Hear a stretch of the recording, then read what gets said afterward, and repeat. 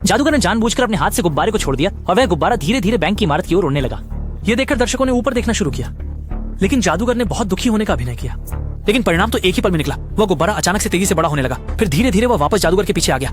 जादूगर ने बहुत ही अचंभे का भाव दिखाया। इस चीज ने पल भर में भीड़ को हंसा दिया, यहाँ तक कि बैंक का सुरक्षाकर्मी भी जादूगर का प्रदर्शन देखने से खुद को रोक नहीं सका। और यह जादूगर के जाल में सही बैठता है, क्योंकि उसकी यह सारी प्रस्तुति बैंक के हीरे चुराने की तैयारी में थी। जादूगर ने देखा कि सुरक्षाकर्मी उसकी प्रस्तुति में पूरी तरह से डूब गए हैं। उसने तुरंत 2 धूम्र बम फेंके। जब धुआं धीरे धीरे साफ हुआ तो जादूगर भी गायब हो चुका था। फिर वह जादूगर अचानक गुब्बारे के अंदर दिखाई दिया। सभी लोग सोच रहे थे कि गुब्बारे में असली जादूगर है, लेकिन यह किसी को नहीं पता था कि यह पहले से तैयार किया गया प्रोजेक्टर है। और वह जादूगर पहले से खोदी गई सुरंग के सहारे बैंक के शौचालय में प्रवेश कर चुका था। कुछ सुरक्षा गार्ड अनजान थे और वे गुब्बारे के अंदर का प्रदर्शन देख रहे थे। जादूगर के अचानक प्रकट होने से बैंक के प्रबंधक डर गए। अरबों की कीमत के हीरे जमीन पर बिखरे थे, लेकिन जादूगर किसी को चोट पहुंचाने का इरादा नहीं रखता था। उसका लक्ष्य केवल ये हीरे थे।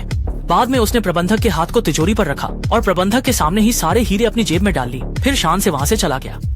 और जैसे ही वह सुरंग में घुसा, मुख्य प्रबंधक ने अलार्म सिस्टम दबाने की कोशिश की, लेकिन निराशा से बस थोड़ी सी दूरी रह गई। जैसे ही दोबारा धुआं उठा, जादूगर पहले ही वापस सड़क पर आ चुका था और इसी समय बैंक का अलार्म सिस्टम बजने लगा। लेकिन जादूगर पहले ही हीरे लेकर यहाँ से जा चुका था।